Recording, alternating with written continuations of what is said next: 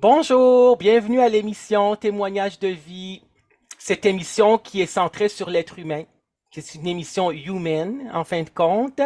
Et je suis Alex Araf, animateur de radio. J'anime cette émission de radio. C'est un projet qui me tient beaucoup à cœur. Je suis psychopédagogue de formation, auteur du livre La psychologie pour apprécier l'humain qui a été publié chez Béliveau Éditeur. Je suis aussi conférencier.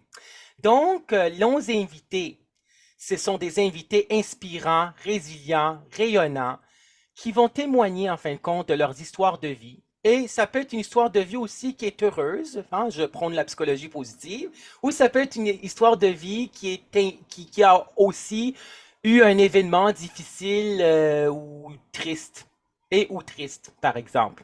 OK? Donc aujourd'hui, j'ai le plaisir d'accueillir José Durocher. Bonjour José. Bonjour Alex, ça va bien? Oui, ça va bien, toi? Oui, très bien, merci. Parfait. Merci infiniment d'avoir accepté cette invitation. Ça fait plaisir. Parfait. Donc, je vais te présenter à nos auditeurs et à nos auditrices. Donc, tu es l'auteur du livre SOS comme dans Sourire ou Souffrir, l'art de choisir, l'art de se choisir. Et je le montre parce que sur YouTube, voilà. Oui. Alors, j'aime beaucoup ce titre-là. Pourquoi? Parce que ça rime. Sourire, souffrir, choisir, se choisir. Puis je vais lire à travers, quand on fait cette émission-là, des extraits de ton livre, puis on va partir de là avec les questions. Donc, je te présente de plus à nos auditeurs et à nos auditrices, et ceux qui vont regarder sur YouTube. Donc, tu es autrice, tu es blogueuse. En fin de compte, ton blog, c'est Moi Autiste, c'est ça? Mot d'autiste. Mot d'autiste, excuse-moi. Donc, Mot d'autiste, tu es fondatrice de Mot d'autiste, M-O-T d'autiste. Tu es aussi conférencière. Oui, à mes heures. Oui, parfait. On va en parler de ça. Si tu pourrais nous dire si tu as d'autres projets aussi dans le futur. Et aussi, tu es chroniqueuse, en fin de compte, à 103,3 FM. Oui. C'est quoi le nom de ta chronique? Comment elle s'appelle? La chronique atypique. OK, c'est ça, la chronique atypique. Donc, voilà. Et tu as écrit et coécrit 7 livres et des jeux de cartes, c'est ça? Absolument. Parfait, génial. Et en fin de compte, tu es atypique, on peut le dire. C'est ça ce que je voudrais qu'on en parle aujourd'hui, le fait que, comment le fait d'être atypique. Moi, j'aime beaucoup ce mot-là, en fin de compte. On va partir de là pour l'entrevue d'aujourd'hui. Le mot Oui. atypique, parce que moi, en tant que psychopédagogue, j'étais aussi enseignant pendant plus que 20 ans en psychologie au Cégep de Saint-Laurent à Montréal. Et on dit toujours, ah, cette personne-là n'est pas normale. Puis moi, j'ai toujours pas aimé ce mot-là parce que la normalité, puis anormalité n'existe pas en psychologie. On Ce est qui est, d'accord. on est d'accord.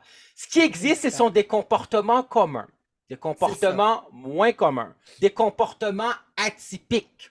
Ça, Oui. j'adore ce mot-là, en fin de compte. Je l'ai toujours utilisé dans mon vocabulaire. Hein. Atypique ou différent, en fin de compte, divergent. Tu sais, un peu, parce qu'on sait que la différence dérange. Moi, je prône la mosaïque humaine, puis comme je l'ai écrit dans mon livre, que chaque personne est unique. Hein? Puis, en fin de compte, que les fleurs de la vie sont de couleurs différentes, mais tout aussi belles et éblouissantes. Et moi, je C'est la suis même vrai. chose pour l'arc-en-ciel. C'est la même chose pour l'arc-en-ciel, exactement. Donc, moi, je prône cela, puis je dis, vive la différence. Puis même si la différence dérange, elle ne devrait pas déranger. Donc, moi, je vais commencer par lire des extraits de ton livre, puis on va partir de là, OK? Parfait. Donc, j'ai beaucoup aimé à la page 10 quand tu as écrit la fameuse phrase, OK?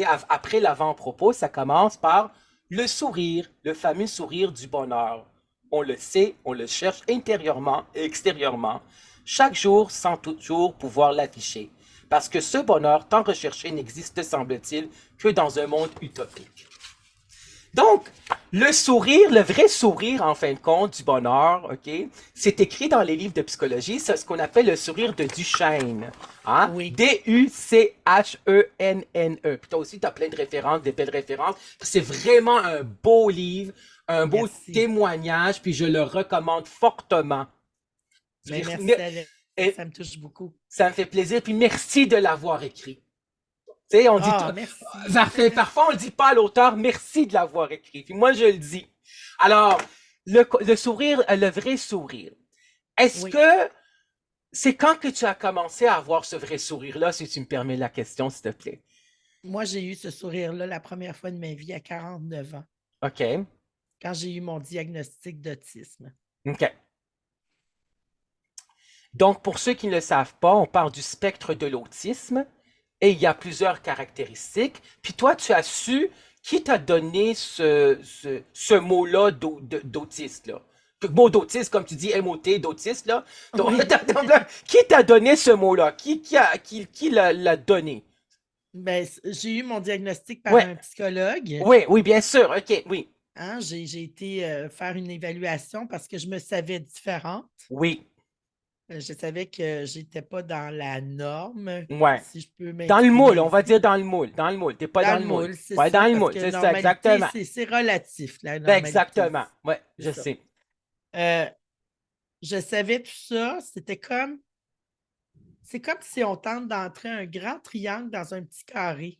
Oui, Ça fait mal. ben Le oui, parce triangle que a ça ne veut pas mal, rentrer. Ben c'est oui, ça. Mais je me suis exactement. sentie comme ça toute ma vie. Je comprends. Ça veut dire Et que tu t'es là, sentie différente, mais tu oui, savais pas pourquoi. j'avais pas de mots de vocabulaire pour m'expliquer ma différence. Ouais, Et puis là, ben, en ayant ce diagnostic-là, j'ai eu accès à tout un pan de ma vie que jamais j'aurais connu si j'avais pas eu le diagnostic. moi je comprends. Donc, est-ce que tu es contente qu'on t'a mis le diagnostic autiste ou c'était comme un soulagement ou une Un grand libération? soulagement, Alex.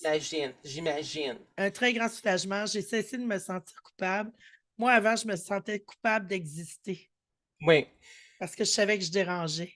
Oui, je comprends le fait que ça rassure quand on sait ce qu'on a. Donc, toi, tu as eu ce sourire, ce vrai sourire. Le sourire de Duchesne, c'est le vrai sourire du bonheur. C'est pas un sourire qui est comme, c'est Non, fake, c'est ça. qui est faux. C'est un vrai sourire du bonheur. Toi, tu as eu ça la journée on t'a dit que tu étais autiste? Ou Oui, ça a pris du absolument. temps? Oui, ah, ok, parfait. Tout d'un coup, toute la culpabilité s'est envolée. La Puis là, je me suis culpabilité de dit quoi? de vivre tout simplement, Ok. d'exister, Mais d'exister oui. dans mes différences. Ouais, Et puis, je me souviens, je me suis dit, si j'ai été capable de faire tout ce que j'ai fait en ne sachant pas que je suis autiste, qu'est-ce que ça va être en le sachant? ouais, Je vais pouvoir réaliser plein de choses maintenant oui, auxquelles je pensais que je n'avais pas accès. Là. oui. Et tu avais réalisé, parce que j'ai vu aussi ton entrevue avec Nathan Fortin, hein, dans Oui, ma face, le podcast Dans ma face de Nathan Fortin, que je serai oui, aussi un invité à un moment donné, mais j'ai beaucoup aimé que tu avais dit que ça fait comme 5 ans que tu es plus heureuse. oui, C'est ça, oui, je tu as suis pu pleinement accéder, heureuse. ouais, tu as pu accéder à ce bonheur-là depuis 5 ans. Et j'imagine que tous ces projets-là, les conférences, le blog, le livre, tout ça, tu as réalisé ces projets-là personnels et professionnels les 5 dernières années, j'imagine. Oui, OK, mais c'est bon. absolument. C'est vraiment bien. Puis tu as pu contribuer, en fin de compte, à la société, puis démystifier, puis sensibiliser le grand public aussi, surtout avec ton livre, puis aussi ton blog, etc. C'est ça. Ben, j'essaie de Ouais, rallier les gens, ouais. les atypiques et les neurotypiques. C'est quoi la J'essaie de les différence rallier. pour toi? Ben, il y a les Neurotypique, autistes ouais. puis les neurodivergents C'est qui quoi sont les dans un neurodivergents? bon TDAH, Hmm. il y a plein Asperger? Asperger, mais même OK. si on n'utilise plus ce terme-là maintenant, mais autisme de niveau 1. Ouais, Euh, puis il y a les typiques, ils sont alistes la plupart du temps, qui ne sont pas autistes ouais, et tout le reste du monde finalement. ouais, Et je j'essaie comprends. de faire des ponts entre ces gens-là. Oui, Mais ça vient du désir de faire des ponts entre moi et les autres aussi. oui. Mais est-ce que tu as trouvé que les gens, est-ce que tu trouves, José du Rocher, que la différence dérange? Absolument. Et toi, tu l'as vécu, je veux pas trop rentrer dans les détails de ta vie personnelle, mais toi, tu l'as vécu dans quel sens? Dans le sens que si tu es différente, tu n'as pas le droit d'en parler ou c'est quoi qui dérangerait chez Ben, les gens? c'est mes comportements qui dérangeaient, mes Ouais, spécificités. oui, Comme moi, j'ai un trouble d'anxiété généralisée qui vient oui, avec mon autisme. oui, J'ai de la difficulté à être dans le monde. Devant le monde, j'ai pas de problème, mais oui, dans le monde, j'étouffe. J'ai besoin d'être accompagnée. oui, Souvent, quand oui, je fais des sorties ou des choses importantes pour pouvoir oui, mieux me concentrer sur ce que je fais, oui, j'ai un puis, accompagnateur, puis oui, ça m'aide beaucoup. oui, Ça dérange les gens. mettons que toi, tu m'avais dit à un moment donné, on s'est parlé au téléphone pour une pré-entrevue avant cette entrevue-là, puis tu avais dit que tu as une accompagnatrice qui t'accompagne en studio, au studio de 103,3 Absolument. FM.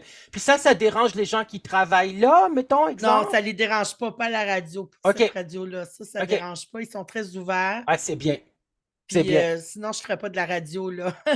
C'est ça, il faut aller dans des endroits où on est confortable. Je ne fais plus de compromis à ce niveau-là Ça, maintenant dans c'est ma vie. bien, c'est génial. Parce que quand on se sent pas confortable, on n'y va pas à des C'est ça, endroits où on se sentirait mal à l'aise. Les seuls absolument. endroits qu'on doit y aller, où on peut se sentir mal à l'aise, c'est en fin de compte les réunions professionnelles qui sont obligatoires. Oui, C'est ça. Avec un ami, avec un membre de la famille, si tu te sens pas bien à l'aise dans cet endroit-là, tu n'y vas pas, en fin de compte. c'est ça. C'est Faut que ça. tu faut se choisir. Oui, il faut se choisir, mais c'est vrai, il faut se choisir. Et toi, c'est ça le titre, l'art de se choisir, le sous-titre, Oui, l'art de choisir et l'art de se choisir parce que tu te choisis, toi. Et je me rappelle que tu avais dit que quand tu ne te choisis pas, parce que non, excuse-moi, je l'ai ici, là, à un moment donné, là, tu avais dit, je l'ai ici, durant la dernière décennie, je te cite à la page 128, si tu me oui, permets, la fameuse phrase "je me choisis". Durant la dernière décennie, et peut-être même avant, la phrase hyper populaire "je me choisis" a été dite et redite plusieurs fois par à peu près tout le monde. À mon avis, il est une chose à laquelle elle aura servi, excuse-moi, c'est de tenter de se déculpabiliser tout en rejetant les autres. Parce que lorsque je dis à l'autre que je me choisis, je lui dis aussi, hein, je lui dis aussi que je ne choisis pas. C'est bien simple à comprendre. Puis ça, j'ai adoré ce que tu as écrit, dans le sens que quand on se choisit, mais parfois on ne choisit pas l'autre. ben c'est ça. Mais C'est ce qui ça. arrive, c'est que souvent, on dit ça à quelqu'un, tu sais, on a nos relations interpersonnelles avec les gens Oui, autour de nous. On dit ça à quelqu'un, je me choisis. oui, Souvent, ça s'arrête là. C'est comme une fin de non-recevoir, là. Tu sais, je me choisis. Fait que, out of my way, ouais, moi, je fais ce que j'ai à faire, puis toi, tu n'es pas important. oui, C'est comme ça que les gens le perçoivent aussi quand ils se font dire ça, je me choisis. oui, Tandis que dans ce que je propose dans mon livre, c'est dire j'aimerais mieux sourire plutôt que de souffrir. oui, Si tu m'aimes, tu vas comprendre que j'aime mieux sourire et être bien oui, à faire ce que je fais et oui. dans mes choix. Oui, puis j'ai un extrait sur ça, mais je veux juste dire que c'est comme dans une relation amoureuse. Quand parfois on se choisit soi-même, puis on choisit de quitter la relation plutôt que de rester parce que ça fera trop de peine à l'autre, de Oui, rester dans une relation qui ne nous convient pas, en fin de oui, compte. Puis c'est ça ce qui m'amène aussi, parce que, en fin de compte, ce qui m'amène aussi à un autre sujet, c'est que pour la dépendance affective, par exemple, OK?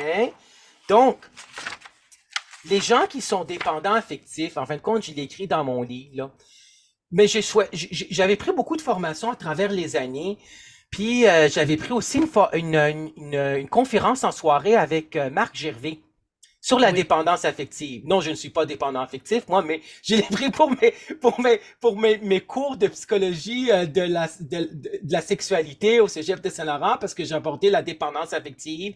Puis, tu sais, le mode dépendant, interdépendance, tu sais, codépendance, en fin de compte, je vais l'expliquer. C'est que la codépendance, ce sont deux dépendants. Oui, OK? Mais ça ne veut pas dire qu'ils ont nécessairement cette dépendance affective. OK? C'est les mots de relation. La dépendance affective, en fin de compte, c'est le fait, comme je décris dans mon livre, le fait d'être en amour avec l'amour. C'est C'est-à-dire ça. que quand ils sont avec la personne, les dépendants affectifs, ils ont toujours besoin d'être avec la personne. Parce qu'ils ressentent une grande euphorie qui est une joie extrême. Mais quand ils ne sont pas avec cette personne-là, leur chum ou leur blonde, etc., leur mari, leur femme, c'est qu'ils ressentent un grand vide. Puis ça les fait souffrir. Oui, Ça les fait beaucoup souffrir. Puis ils veulent en fin de compte mourir parce qu'ils ne sont pas avec l'autre. oui. Tu C'est comprends? l'horaire pour respirer. Exactement. Ça leur prend ça. Donc, Marc Gervais l'avait dit dans sa conférence qu'on était, on est un petit peu aussi dépendant affectif. C'est un grain de sel, un peu, moyennement. C'est à l'extrême, là. C'est parce on est des êtres aussi, comme tu avais dit dans le livre, on est des êtres un être, on a besoin des autres pour vivre aussi, là. On est On est des êtres des de, êtres de relation. exactement, on est des êtres de relation. Moi, j'ai toujours dit ça depuis des années. Donc, cette dépendance affective-là, c'est que les dépendants affectifs ne comprennent pas que mieux vaut être seul que mal accompagné. Et quand j'ai vu ton podcast dans ma face avec animé par Nathan Fortin, tu avais dit aussi, et tu le dis aussi dans ton livre, que tu te considères que tu étais dépendante affective. Est-ce que tu te considères que tu l'es encore? Un peu? Écoute, ça, je ne sais pas C'est si je pas- le suis Ok, parce oui, que je suis célibataire depuis plus de 20 ans. ok, je comprends. Donc, je n'ai Oui, pas retenté le coup ok, où j'ai essayé, ça n'a pas marché, mais là, je suis bien avec mon célibat. J'ai oui, même pas le goût de tenter le diable, tu sais, j'ai pas le ouais, je goût de. comprends. Je veux pas le savoir si je suis dépendante. Mais c'est parce que ce que je voulais aborder, c'est que il y a vraiment des modes de relation. Mais Oui, juste pour te le dire, puis te le rassurer, puis rassurer les auditeurs puis les auditrices, c'est que tu peux être dépendant dans une relation, pas mais tu l'être peux dans être, l'autre. c'est ça, tu peux être un indépendant dans une autre relation. Habituellement, la majorité des hommes puis des femmes, des Québécois puis des Québécoises, puis on a 9 millions de Québécois, comme le dit en fin de compte l'émission sur YouTube de Denis Lévesque. En fin de compte, je suis en train de faire leur Oui. promotion. 9 millions, parce que je suis un membre des médias maintenant, animateur de radio. Puis, en fin de compte, on était 8 millions et demi, on est rendu 9 millions de Québécois. La Oui, majorité des Québécois, ils vivent ce qu'on appelle de l'interdépendance. Ça veut oui, dire deux indépendants. Un gars qui est indépendant ne voudrait pas être en couple avec une fille qui est dépendante. Tu comprends? Parce qu'il va se sentir trop étouffé. Puis en fin de compte, quand il y a un indépendant, puis la personne qui est dépendante, ça peut être relation homme-homme, homme-femme, femme-femme aussi, hein? Toutes les orientations sexuelles, là, okay? C'est la mosaïque oui, humaine, c'est la beauté, en fin de compte, de la mosaïque humaine. Que chaque oui, personne est unique, puis comme tu avais dit, l'arc-en-ciel puis les fleurs de la vie sont de couleurs différentes, mais tout aussi belles et nourrissantes. Donc, ça veut dire que quand on est indépendant, mettons la fille indépendante, puis si elle rencontre une femme, parce qu'elle est lesbienne ou bisexuelle, elle rencontre une femme qui est dépendante, mais cette femme-là, qui était indépendante, va devenir contre-dépendante. Plus que oui. tu me suis, plus je fuis. C'est ça. Donc, ça veut dire que les gens qui sont, tu sais pas si tu es dépendante encore affective parce que tu es célibataire et heureuse, en fin de compte. Oui. Solobataire, on peut dire, hein. Solobataire, Célibataire. solobataire, c'est vivre en solo. Il y avait des ateliers qu'on y allait dans le temps. Moi, je suis pas allé, là, mais solobataire, OK? Ça veut dire que tu sais pas si, mais cette dépendance-là, est là encore parce que tu es célibataire depuis 20 ans. C'est ça. Mais quand tu l'étais en couple, je ne vais pas trop rentrer dans ta vie personnelle, mais c'était souffrant. Est-ce que c'était Ça souffrant? a toujours été souffrant, OK. être en couple pour moi. OK, Soit ça a été. parce que Oui, j'étais indépendante ou soit parce que j'étais dépendante. OK. Donc, tu vivais ce qu'on appelle des relations toxiques. Absolument. C'est ça, parce que c'est ça ce qui m'amène, c'est à la page 56 là, de ton livre, les relations toxiques. Et ça, en fin de compte, ça pogne, là. Quand tu es auteur ou autrice qui a écrit un chapitre ou un livre sur les relations toxiques, parce qu'on le vit tous à un moment donné dans notre Ben vie, oui. que ça soit dans une relation amoureuse, une relation familiale, une relation Amical. amicale, une relation avec la belle famille. Hein, parfois, Oui. c'est pas facile avec la belle famille. C'est pas. Non? Non, puis il y a toujours une personne dans la belle famille qui t'aime pas ou qui n'a Oui, pas aimé c'est ta sûr. face. Puis quelqu'un qui n'a pas aimé ta face, ben, n'aimera jamais ta face. Je suis désolé de péter la bulle des gens. Comprends-tu ce que je veux dire? Parce que ta face ne change pas. Parce que ta face change pas, puis en fin de compte, c'est en fin de compte comme la personne qui a pas aimé ta face, c'est une C'est ça. attitude négative, puis les attitudes là sont difficiles à changer parce que Oui. toi tu préfères que les gens vont sourire plutôt que de souffrir. Ben oui. Mais c'est ça, il faut pas souffrir, c'est ça ton livre. Tu comprends-tu? Donc Pourquoi là, souffrir quand on peut sourire? exactement. Merci de l'avoir dit. J'adore cette phrase-là. Merci, José Durocher. Donc, pour cette belle phrase-là.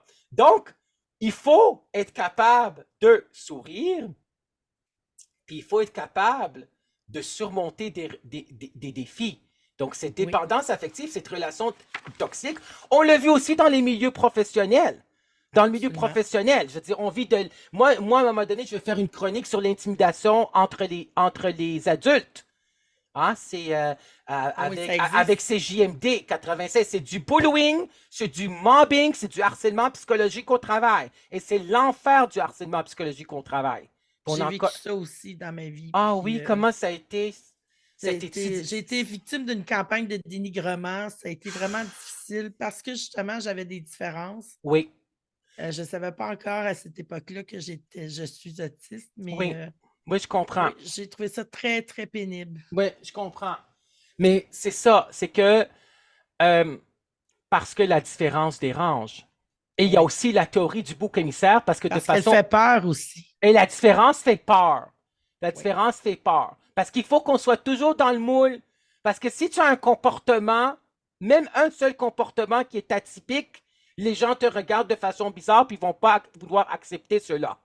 c'est ça. Mettons, si tu es dans une conférence, puis toi, tu as trouvé quelque chose de drôle, puis tu ris ou tu applaudis, puis les 100 autres personnes n'applaudissent pas puis ne rient pas, mais c'est toi qui es le problème. Tu comprends ce que je veux dire? C'est ça ce qu'ils pensent. Mais ça ne veut C'est pas ça. dire ça du tout, parce que comme je le disais comme l'exemple, à un moment donné, tu peux être dans un film, puis cette histoire-là dans le film te rejoint, puis tu es la seule personne qui rit. Tu comprends? Oui. Mais c'est correct, mais les autres personnes te regardent comme si tu tombais du ciel.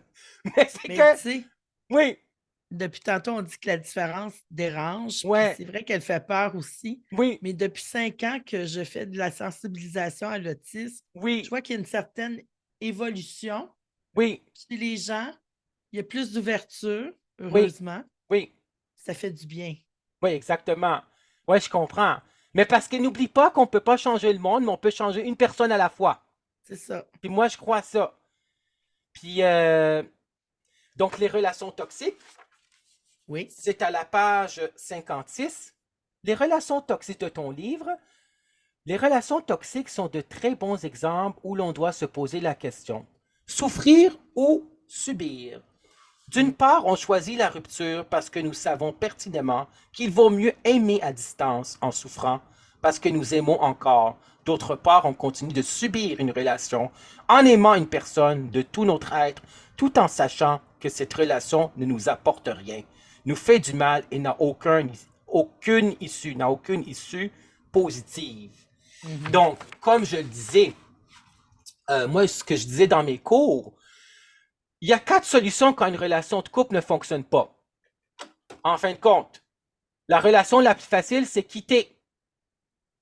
Ou on peut, l'autre solution, c'est endurer. Ou consulter. Ça, c'est pas facile, les gens, à consulter en psychothérapie, des psychologues, des thérapeutes, puis des coachs de vie. Parce Faut que les que deux veulent il aussi. faut que les deux veulent, puis il y a une résistance Oui. à ça aussi. J'en ai parlé avec Marilyn Petit par rapport, elle, c'est la divorcée, elle a écrit le livre Oui. de la divorcée, puis elle parle de son divorce. Puis quand le conjoint dit, je suis fait de même, je suis comme ça, puis je ne changerai pas. Je suis comme ça parce que je suis comme ça. Mais là, on ne peut pas aller en psychothérapie là, avec un conjoint qui ne veut pas changer, ou ça peut être une conjointe aussi qui ne voudrait pas changer. Ce n'est pas l'apanage des hommes comme ce n'est pas l'apanage des femmes. Mais je veux dire, c'est ça, c'est que consulter, quitter, endurer, et c'était quoi l'autre? Changer. Mhm. Et n'oubliez pas, chers auditeurs et auditrices, c'est ceux qui vont regarder cette vidéo sur YouTube, c'est qu'on ne peut pas, je l'ai écrit dans mon livre, je crois à ça, je ne sais pas si tu crois à ça, José, qu'on ne peut pas changer les autres, on peut seulement se changer soi-même. Est-ce que tu avais appris C'est ça? évident. C'est Ben évident. oui, C'est c'est évident. évident. Mais tu Ouais, sais, quand quelqu'un dit à l'autre, j'aimerais consulter, j'aimerais qu'on aille consulter, il faut qu'il aille en tête aussi que lui aussi devra faire des efforts. ouais, Lui aussi devra peut-être changer des choses. ouais. Pas juste l'autre. Oui. Puis par exemple, la différence des ranges est dans les cas de harcèlement psychologique au travail. En tant Oui, qu'adulte, on sait que les enfants, je l'ai lu dans des études universitaires en psychologie, qui disaient que les enfants et les adolescents, et ou les adolescents, quand ils ont vécu de l'intimidation dans les écoles secondaires et aussi ou dans les écoles primaires en tant qu'enfants, à l'école primaire et secondaire, ces enfants et ces ados-là qui ont été intimidés avec des bullies, hein, le bullying, ils ont plus de chances de vivre du harcèlement psychologique au travail en tant qu'adultes, avec leurs collègues oui. de travail, par exemple.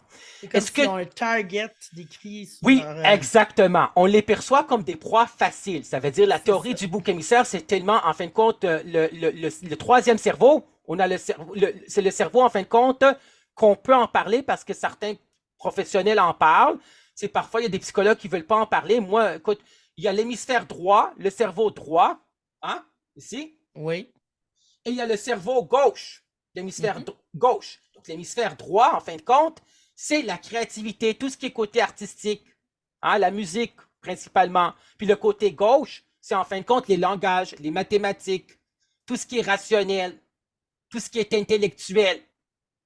Et il y a aussi le cerveau reptilien qui est en bas, en fin de Ben compte. oui. Ce cerveau reptilien, le psychosociologue Jacques Salomé en parle de ce troisième,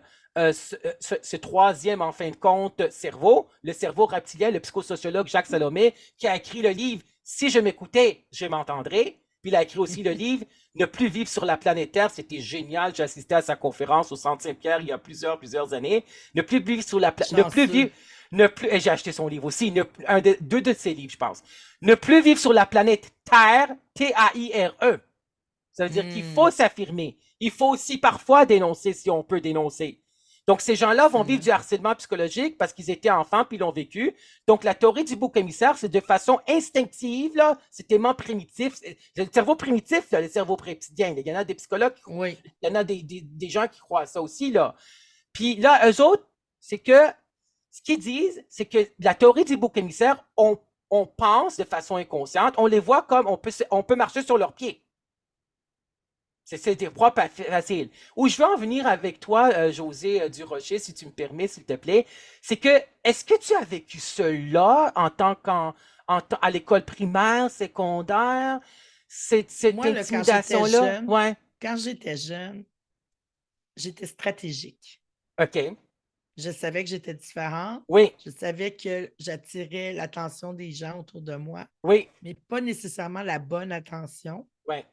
J'avais peur. J'étais terrorisée de manger une volée ou de me faire bousculer. Alors, Oui. je me tenais avec les plus. Hier, Nathan était plus gentil que moi, il disait les tannants, mais moi, je Mais me les tenais avec tannants. les plus baveux. Ouais, les tannants. Tu faisais partie parce que tu n'oublies pas, est-ce que c'était à l'école primaire que tu faisais ça ou à l'école secondaire? Les deux. Les deux. Parce que n'oubliez pas que il y a les clics, la gang, hein, par rapport au sociodrame, excuse-moi, le sociogroupe, etc. Excuse-moi, le sociogroupe. Donc, il y a la gang, puis il y a la clique. Donc, pas C'est ça. probablement, ce que je comprends, si je récapitule, tu faisais partie comme d'une clique. La Oui, clique, là, c'est sur 3, 4, 5 personnes. Et ils se ressemblent entre eux. OK? oui. Avec Moi, leurs caractéristiques psychologiques. oui, mais moi, je faisais semblant d'être comme eux. Toi, tu faisais semblant, mais tu ne l'étais pas, puis tu savais que tu ne l'étais pas. C'est Parce que ça. tu voulais la paix. Tu voulais être Oui, protégé dans ce groupe-là. Parce que tu as absolument. répondu à ton besoin d'appartenance au groupe. J'ai répondu à mon besoin de sécurité surtout. À sécurité.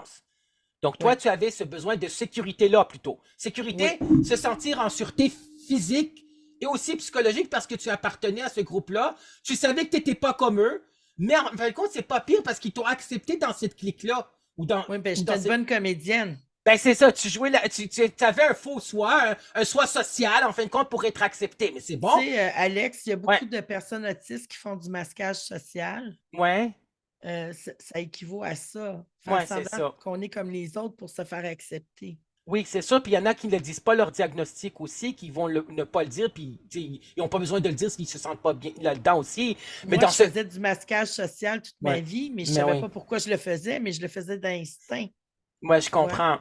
Moi, je comprends. Je comprends parfaitement. Donc, c'est ça. Donc, dans cette clique-là aussi, le clic, là, c'est en fin de compte, si tu n'as pas, si eux autres, ils allaient sentir, les clics, c'est comme ça, là. C'est affreux, les clics, là. OK? Et les adultes aussi ont des clics en passant. C'est pas juste à l'école secondaire que ça se passe. Ça se passe aussi dans nos milieux professionnels, les petites clics. C'est la jungle. C'est la jungle des comportements, comme le dit Pascal Piquette. La jungle des comportements, son livre qui a été publié chez Béliveau Éditeur. La jungle des comportements. Ça veut dire que c'est la clique. S'ils voient que tu es différent d'eux autres, puis ils vont pas t'accepter dans leur clique, ben là, ces autres, ils pourraient t'intimider, là. Puis il y a toujours Oui, des c'est leaders ça. négatifs, là. Il y a toujours Absolument. un ou une leader qui met le trouble dans ce groupe-là, là. Et le vent peut tourner très rapidement. Et le vent peut trouver très rapidement. Hein? Ça, c'est certain. Donc là, j'ai déjà parlé à la chronique sur l'intimidation chez les jeunes à CJMD, là, dans l'émission Vente fraîcheur. Puis c'est un sujet aussi qui me tient à cœur, l'intimidation, là. On va parler de dépendance affective avec d'autres auteurs, puis d'autres invités à témoignages de vie. J'essaie d'avoir, en fin de compte, on verra, ça va être confirmé, là, j'essaie d'avoir une ou deux personnes qui vont parler de l'intimidation. Donc là, C'est c'est important. mais c'est difficile aussi parce que c'est un sujet très sensible. C'est pas tout le monde qui est Oui. prêt à en parler à la radio comme ça au grand public, là. Tu sais, Non. c'est difficile aussi, puis je les comprends aussi. Tu sais, j'avais approché quelqu'un, mais qui a vécu de l'intimidation, puis tu sais, c'est difficile aussi, là. Quand Mais oui. parfois, ces auteurs-là ont écrit des livres sur l'intimidation qu'ils ont vécu, puis ça fait comme 5 10 ans. Puis là, ils sont plus là, ils veulent plus en parler parce qu'ils en ont parlé déjà ou dans ont C'est ça, tellement, ils sont tellement passés à parlé. autre chose. Ils sont passés ailleurs. Ils sont ailleurs, ils ont Ça. passé à autre chose. Donc voilà pour les relations toxiques.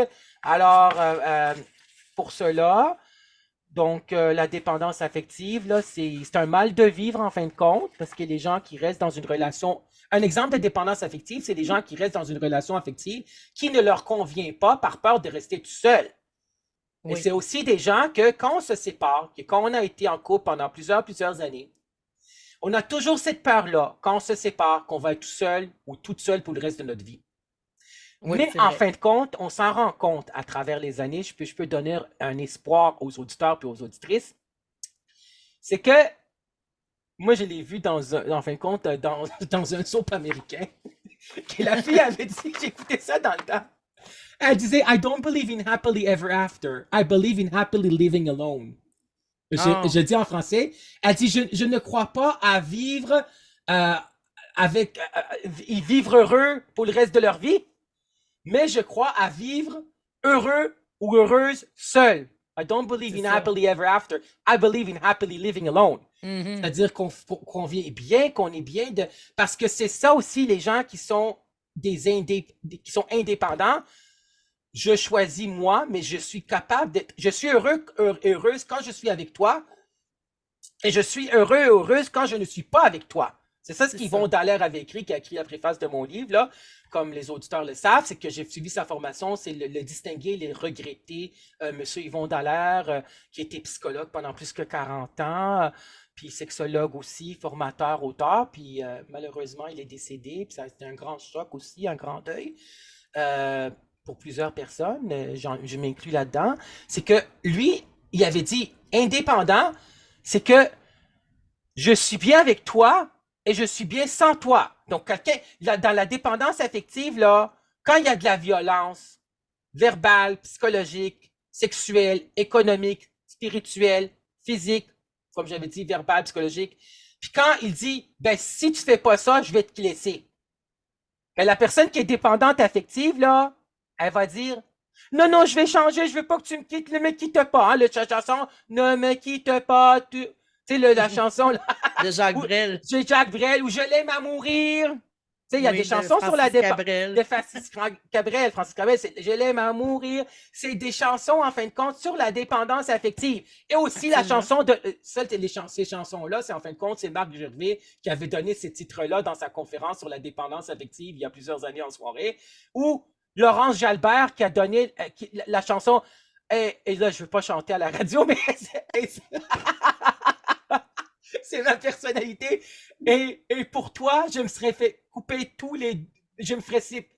Laurence Jalbert dans sa chanson. Et pour toi, je me serais fait couper tous les deux bras.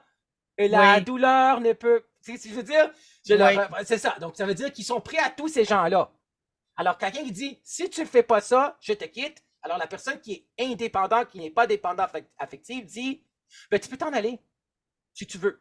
Parce que je suis bien avec toi, puis je suis bien avec sans toi. Et je me choisis, comme tu dis dans ton livre, José Durocher, je me choisis moi. Je ne peux pas choisir toi qui va faire de la violence parce qu'on ne peut pas accepter cette violence-là, n'est-ce pas? Non, non, mais non, c'est non négociable, ça. Puis toi, tu l'as vécu, des types de violence, j'imagine aussi. Là, Oui, tu en dans le parles aussi. couple, j'ai vécu beaucoup de violences Ouais, psychologiques, ouais, euh, un petit peu physiques ouais. aussi. Oh my God, je Puis, suis vraiment désolé d'entendre ça parce qu'il faut toujours être empathique. Puis de toujours dire la phrase, et je l'ai dit, moi je suis quelqu'un qui est empathique, je l'ai enseigné moi. Je l'enseigne, je prône l'empathie. Je l'ai enseigné à mes étudiants dans le temps, hum, dans le passé. Je suis vraiment désolé d'entendre ça, je peux comprendre ce que tu vis, puis ça devait pas être facile à vivre, n'est-ce pas? non, c'était pas facile, Ouais, mais un jour, j'ai réalisé que j'avais une vie à vivre. ouais, Pas par procuration, mais j'avais ma vie à vivre. ouais, je comprends. Parti, j'ai quitté. Oui, et tu as bien fait de quitter. Ben, c'est ça, parce Ouais, que je pa- suis, oui, je suis peut-être célibataire aujourd'hui, oui, mais je suis bien entourée quand même.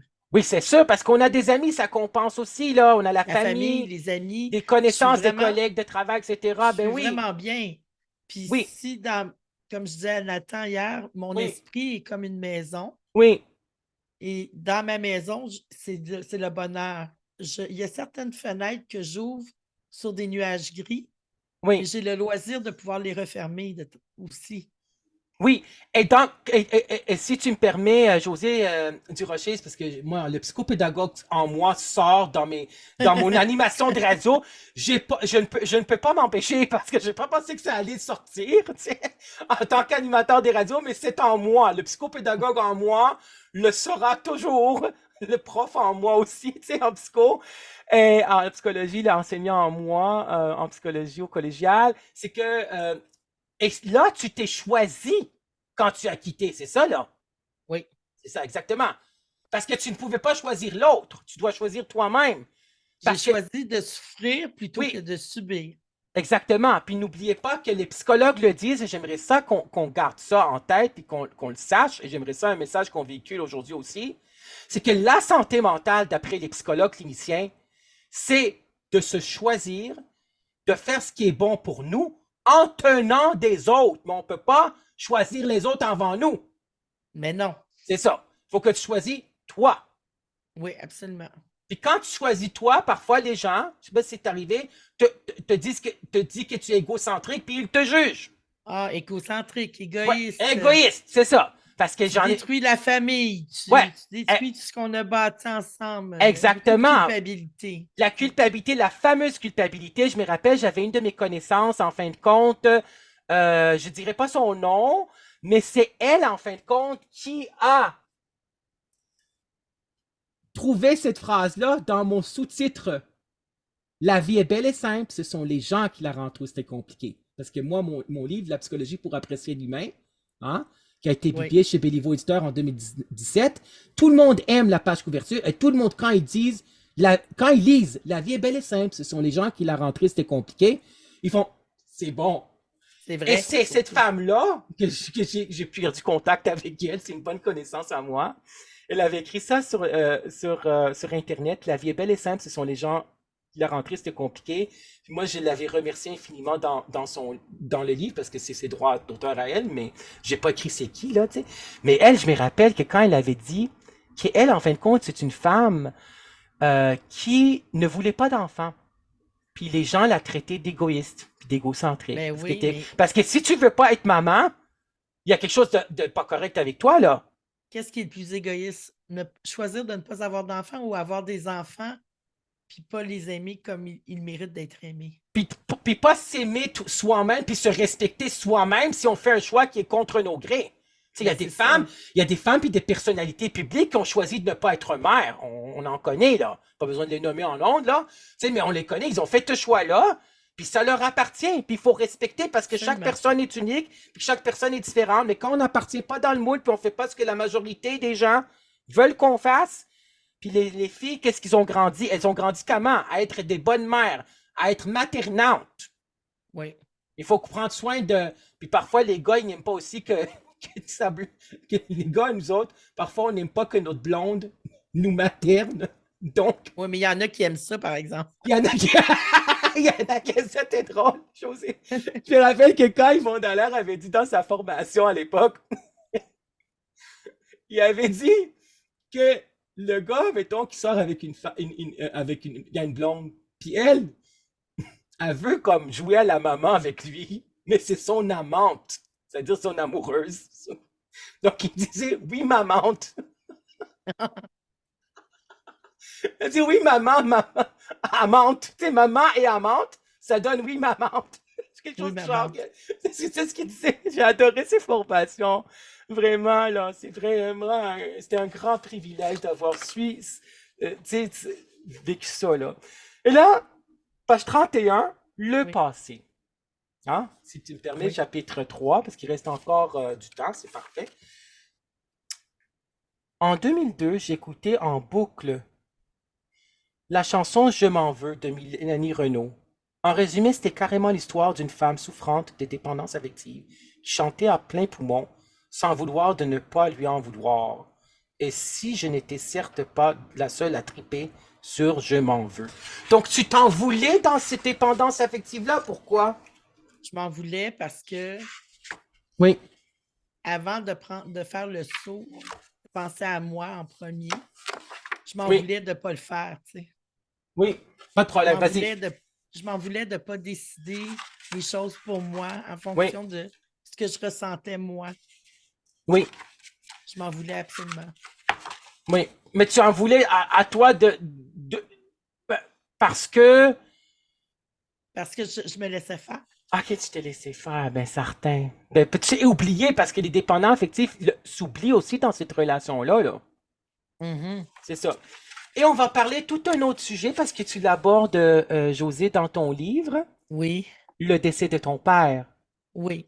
Donc, j'aimerais ça qu'on l'aborde. C'est-tu correct si on Oui, l'aborde? oui, pas de OK, pas problème. de problème. Donc, à la page 76, parce que c'est quand même personnel aussi, mais c'est tellement bien écrit. Donc là, j'ai commencé par la page 76. Tu n'as pas ton livre avec toi, hein? Non, je ne l'ai pas près de moi. C'est correct parce que parfois je demande aux invités de lire des extraits, mais c'est correct. Je vais les lire à ta place si tu me C'est permets. beau. Je m'assis à ses côtés et ce qu'elle me dit alors résonne encore en moi, comme si on m'avait frappé comme une tonne de briques. Ton père est décédé. Je me souviens de m'être écroulé en criant et en tentant de ravaler mes sanglots. Ça te fait vivre des émotions, hein? Oui. Je comprends. C'est difficile aussi. C'est un deuil, hein, qui est Oui, à c'est un faire. deuil, c'est un choc que j'avais vécu. Oui. C'est un choc. Puis ça faisait combien d'années que c'est arrivé? On Ah, va. j'avais 18 ans. Oh my God, ouais. Donc, lui, c'est que dans le livre, tu dis, je me souviens de m'être écroulé. C'était vraiment touchant ce que tu as écrit comme témoignage, hein. En passant, je t'en remercie. Et en tentant de Merci. ravaler mes sanglots. Vraiment, là. Pour lui demander de quoi il était mort. Elle m'expliqua qu'il avait été victime d'un infarctus, Oui. stroke, en Stroke. anglais. Stroke. C'est ça le reste de la soirée. Je m'en souviens très peu. Mes souvenirs sont confus et font place à un grand flou mental. Je me rappelle avoir eu très peur. Je frissonnais. Je me souviens aussi de m'être senti très coupable, car la dernière fois que j'avais parlé à mon père, j'avais monté le ton.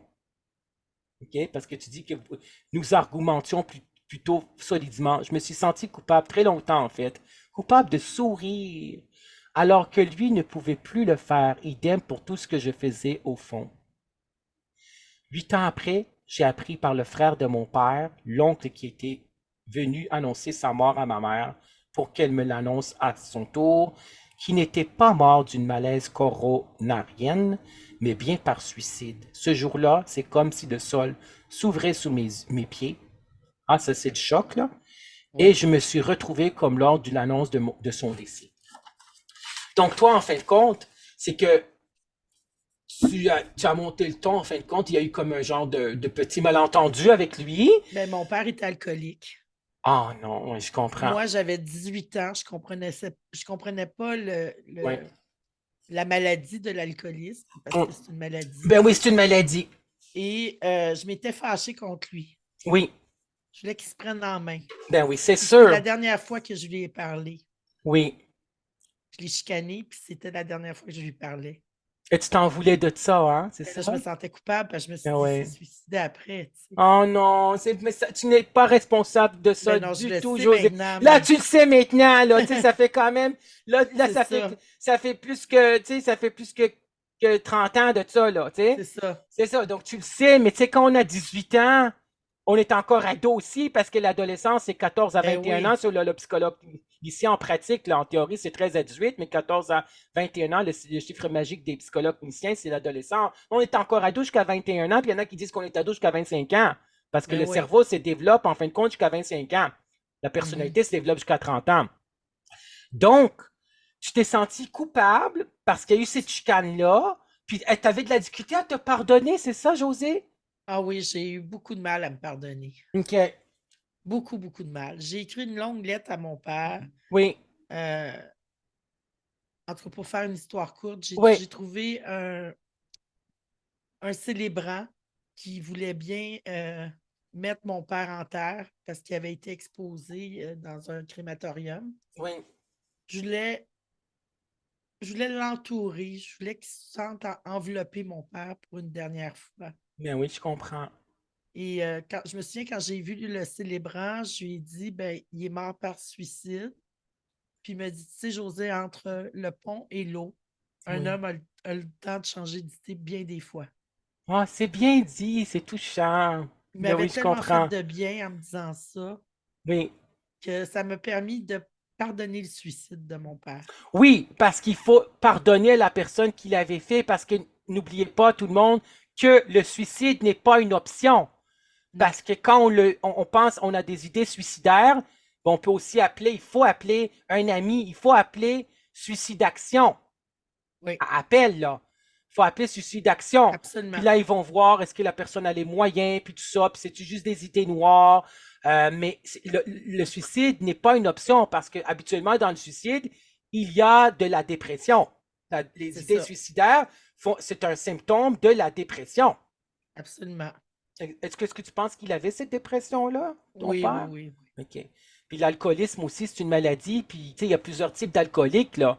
C'est pas juste le gars ou la fille, là, qui boit à chaque jour, là. Ça peut être aussi un alcoolique qui perd ses moyens quelques fois par année. Tu sais? Oui, C'est ça, oui, ça peut être ça, et qui est violent. Donc, il y a aussi les alcooliques anonymes, là, on ne se cachera pas, là. Ça peut aider. Et les alcooliques anonymes, c'est en 12 étapes, d'après ce que j'ai entendu. oui. Puis eux autres, je pense que d'après ce que j'ai entendu, il y a quelqu'un qui m'avait dit ça, parce que son père était alcoolique dans le temps. Puis lui, il m'avait dit que il y a les étapes aussi. Premièrement, il faut qu'il sorte du déni en disant je Oui. suis alcoolique, bonjour André, je suis alcoolique, etc. Puis il faut aussi qu'il demande pardon aux gens Faut qui qu'il ont fasse blessé. amende honorable. Ouais, exactement. Donc, c'est Mhm. l'alcoolique anonyme, c'est Dieu donne-moi la sagesse de savoir qu'est-ce que je peux changer, qu'est-ce que je Oui, ne c'est pourrais ça. pas changer. C'est vraiment ça, en fin de compte. Mais c'est Oui. parce que c'est difficile, mais tu n'avais d'aucune façon, il faut se sentir coupable. Mais c'est Mais sûr que non, c'est la culpabilité, le syndrome du survivant aussi, là, que tu c'est te sens ça. coupable parce que tu as survécu, tu as vécu, tu vis, puis lui, il vit pas. C'est C'est ça. ça. Donc là, reste quelques minutes, on va aller dans. euh, on a parlé de ton père, José Durocher. Puis la croisée des chemins. Parce qu'on est toujours, à un moment donné dans notre vie, on est à la croisée des chemins. C'est une belle expression québécoise que j'aime beaucoup, que j'ai toujours aimée. Oui. Dans le sens qu'on la croisée des chemins, c'est que C'est comme, on en a parlé avec Marilyn Petit, par rapport, j'ai parlé de la crise des 7 ans. Hein? OK, Puis il y a en oui. fin de compte un psychiatre puis un psychanalyste, Jean-Georges Lemaire, qui en a parlé dans son livre en 1976, La crise des 7 ans. Oui. Ça passe ou ça casse. On connaît des Ouais. personnalités publiques aussi, là, des acteurs qui sont partis après 7 ans. Donc, c'est une période de remise en question, parce que Lucky Seven, une période de 7 ans pour les psychologues cliniciens. Donc, Jean-Georges Lemaire, je rappelle l'auteur encore, en 1976, a écrit un livre par rapport à la crise des 7 ans. Donc, ça passe ou ça casse. Dans ces cas-là, on est dans la croisée des chemins. Ça veut dire, après 7 ans, on se pose la question, est-ce que je suis satisfait dans cette relation amoureuse-là? Est-ce que c'est la vie que je voulais mener? Puis parfois, il y a la crise du mi-temps de la vie qui rentre là-dedans, puis la personne dit, j'ai pas choisi la bonne personne, puis je veux me choisir moi, puis il y a des hommes, puis des femmes. Il y a aussi beaucoup de femmes qui ont été laissées par leur mari qui vivait le démon du midi qu'on appelait à 40 ans, Oui. puis il est parti, en fin de compte, après 7 ans ou après plusieurs années, pour aller envers les femmes plus jeunes. Ça fait Oui. vraiment une trahison, là. Absolument. C'est une trahison. Donc, la croisée des chemins, c'est aussi quitter son milieu professionnel qui ne nous convient plus, où il y avait du harcèlement, où on n'était pas valorisé, puis aimé et apprécié à notre juste valeur. Absolument. Il y a aussi les relations amicales. Oui, les relations amicales, parce que la croisée des chemins, c'est que parfois on se choisit, puis on met fin à cette relation-là amicale parce qu'elles nous font souffrir, puis il faudrait sourire, puis être Des fois, heureux. c'est pas un bris net. Des fois, en amitié, tout au moins, c'est Ouais, souvent les gens qui changent tranquillement puis qui s'éloignent tranquillement. oui.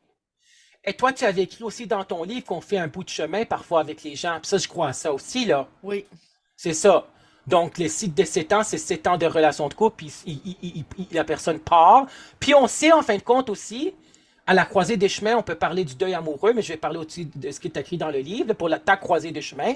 Parce qu'un deuil amoureux, on sait que ce sont les hommes qui vivent plus mal le deuil amoureux, la rupture amoureuse. Puis là, il y en a qui vont se venger, par exemple, Francine Duquette, qui est sexologue, et j'ai suivi sa conférence sur l'hypersexualisation chez les jeunes.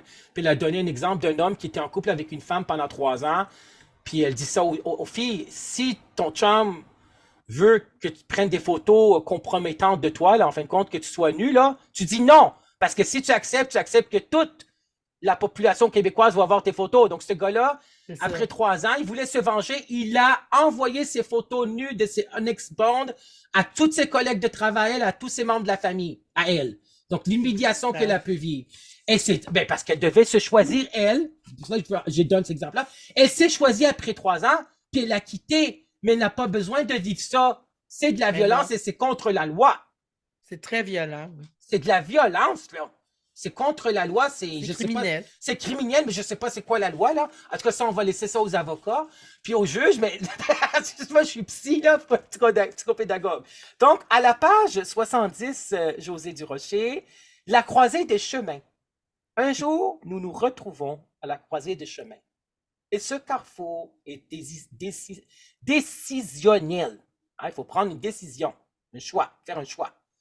Pour nous et pour ceux qui partagent notre quotidien, on décide de répondre à la question SOS. S.O.S. Je veux sourire ou souffrir. C'est ça SOS, là. Hein? Oui. Et inévitablement, on y prend goût et on se pose cette question à toutes les sauces. Et en passant, il y a en fin de compte la chanson Je lance des SOS. Oui. C'est qui chante ça? Je ne me souviens pas qui le chante. Oui, ben c'est ça. Je lance des cris de SOS. Alors, oui, les ça. SOS, toi, tes SOS, ça veut dire que tu as répondu sourire ou souffrir. Oui. Et tu as répondu. Je parlais avec un ami qui, dans sa relation professionnelle, était à bout. Oui. C'est un people pleaser. Il disait oui à tout le monde. Oui. Il ne pensait jamais à lui, puis il était exténué. Oui. Puis en pensant à lui, la chanson a joué. Oui. Puis quand j'ai pensé à cette chanson-là, les mots sourire ou souffrir me sont apparus. Oui. Et j'ai Oui, je décidé comprends. d'écrire un livre en pensant à cet ami-là. Mais oui, c'est ça ce que j'ai lu dans ton livre aussi. Donc, il faut, le SOS, tu te poses la question, est-ce que je veux sourire ou est-ce que je veux souffrir?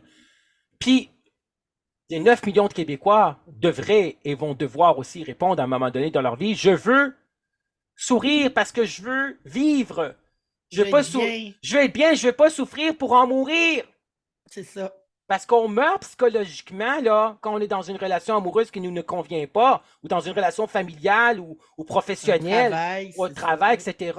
Parce qu'on meurt psychologiquement, parce que comme On Karen s'éteint. Larocque, ouais, comme Karen Larocque était psychologue clinicienne pendant 17 ans, puis elle s'est choisie elle-même, puis elle ne fait plus de psychothérapie, elle est sur Facebook, simplement humain, puis elle donne de formation, puis elle a écrit le livre Quand le corps sonne l'alarme.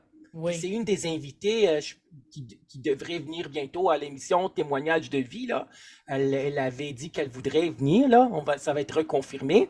Mais elle disait, quand on meurt, quand on répond pas à nos 3 besoins alimentaires que les psychologues humanistes disent, le besoin d'affection, hein, le besoin d'amour, le besoin de développement, le besoin d'affirmation de soi.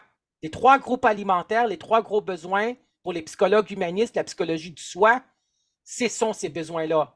Le besoin d'affection, d'amour, besoin de développement et besoin d'affirmation de soi.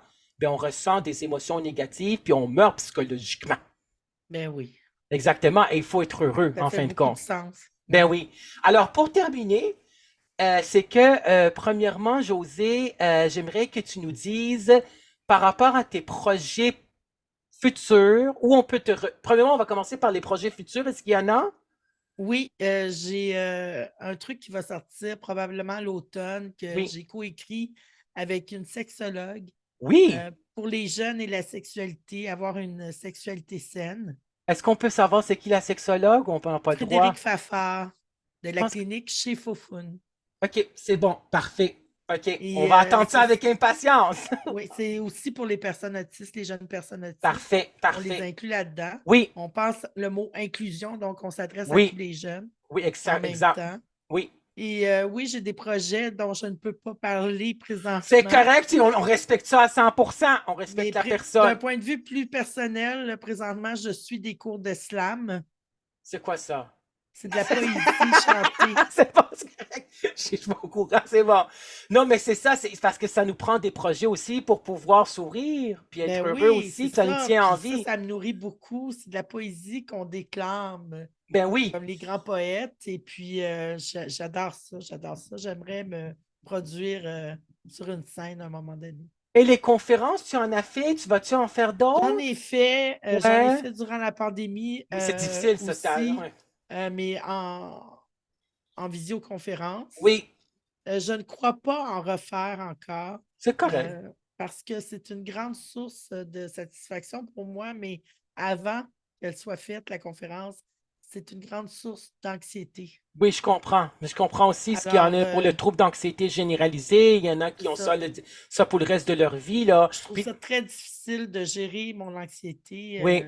Et dans quand ce, je serai trop aux conférences. ouais, puis dans pour le trouble d'anxiété généralisée, on dit, je me rappelle, j'avais suivi avec Dany Beaulieu, qui est psychologue, auteur de grande renommée Oui, internationale. J'avais suivi sa journée de formation. Puis il y en avait une sur il y avait une sur les relations interpersonnelles, puis une sur l'intelligence émotionnelle. Puis elle disait qu'on vit de l'anxiété, puis tu sais, il faut élargir notre conseil d'administration, puis léguer. Puis parfois oui, aussi être accompagné. Donc, oui. et ton blog, on peut le suivre? Ah, mon blog Mots Oui, d'autiste, c'est oui, mon petit bébé, ça. oui. Hein, là-dessus, il y a plus de 300 textes que j'ai signés Génial, bravo, sur l'autisme félicitations. Ouais, pour justement pour que les personnes autistes puissent se reconnaître, oui, pour qu'elles aient une voix et oui, pour que les personnes qui ne sont pas autistes mais qui croient tout savoir sur l'autisme puissent se rendre compte qu'ils ne savent pas tout finalement ouais, pour et pour démystifier. les autres qui sont curieux. Parfait. Donc, voilà. On peut te retrouver où? Sur Sur Facebook? Facebook, Josée Durocher, Mots d'autiste aussi. Oui. Puis, est-ce que ton livre est présentement en librairie? En librairie, partout dans les bonnes librairies. Oui, parce que je l'ai vu, ça a été publié en janvier ou février 2024. En janvier. en janvier. Félicitations pour ce beau projet. Vraiment, Merci. tous tes livres qui ont été publiés, on sait que seulement 3% des manuscrits sont acceptés comme livres au Québec, dans la province de Québec. Là. Oui, 97, les gens ne le savent pas là, habituellement, mais 97% des manuscrits sont refusés. oui. Donc ça, c'est un bel accomplissement, puis je te félicite, puis bravo pour tout ce que tu Mais fais. merci beaucoup. Puis dernier, c'est quoi le message que tu voudrais passer? Ben, je voudrais que les gens se souviennent, c'est mon leitmotiv à moi sur mon Oui, site Internet, là. Je voudrais que les gens se souviennent qu'on fait de nos limitations des défis à relever et oui, de nos spécificités des richesses à exploiter. génial. J'adore cette phrase-là, puis on va terminer avec cette phrase-là. Parfait. Merci infiniment, José Durocher. Merci, Alex Saraf. Ça me fait plaisir. Merci d'avoir été une invitée à Témoignage de vie. C'était un grand plaisir, puis j'ai beaucoup aimé cette émission-là. J'ai adoré ça. Merci, au Merci. plaisir. Bye. Bye bye. Bye.